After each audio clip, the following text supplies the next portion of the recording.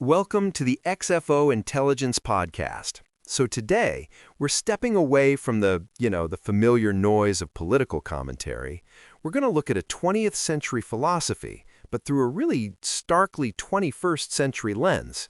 We're framing it as a survival blueprint for humanity in the age of superintelligence. The subject? Well, it's Ayn Rand's Objectivism. Now, hold on. This is not a discussion about ideology. Based on some really deep, augmented thinking we've done here at the XFO channel, we're proposing that her philosophy, it's better understood as a fundamental architecture for human civilization.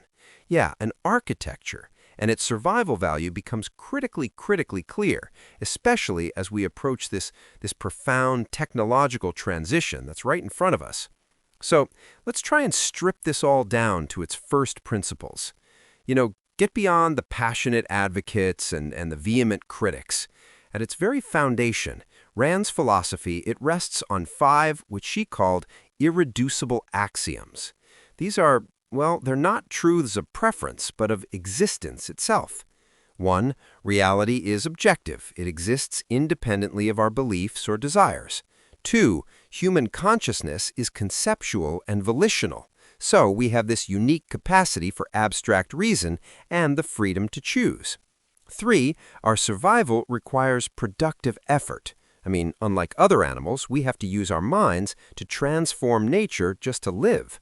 4. To use our minds, we must be free. It makes sense, right? Rational beings, they require freedom from coercion to flourish. And 5, values are not arbitrary. Ethics, they have to be grounded in the objective biological necessities of human life. These aren't just, talking points. They are the biological imperatives for any sustainable civilization. And history shows this pretty consistently. Societies that violate these fundamentals, they tend to collapse, while those that align with them, they flourish. And from these axioms, a really powerful, self-similar pattern emerges.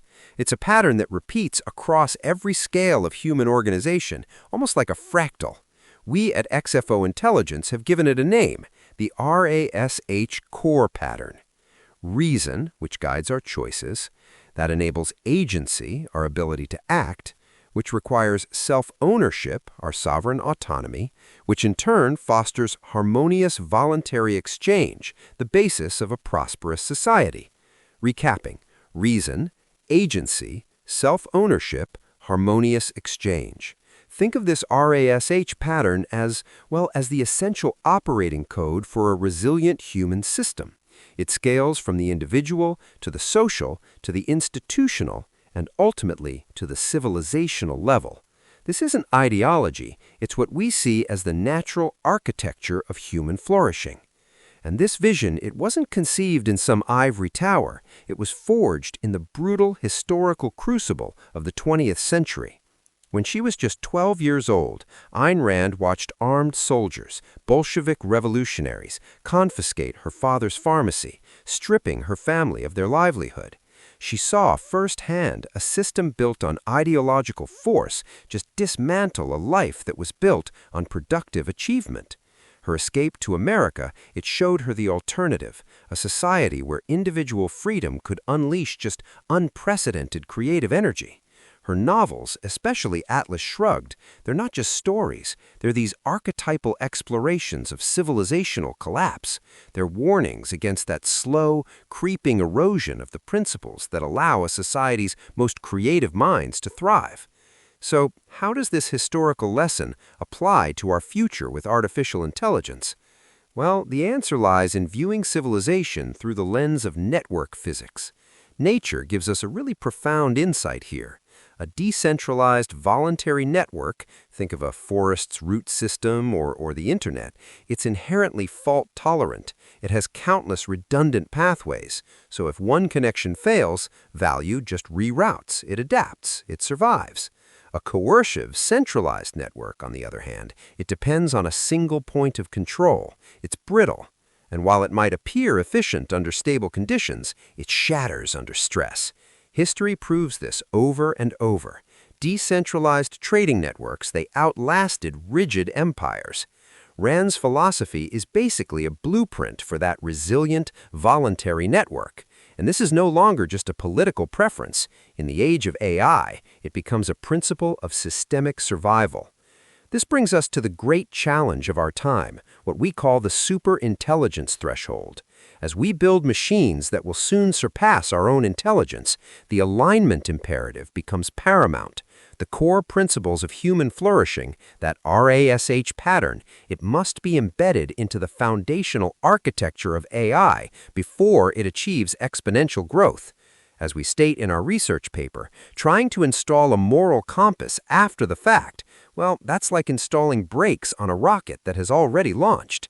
And this leads to a fascinating insight, the agency paradox. The most resilient future, it's not one where we limit AI, and it's not one where we surrender our will to it.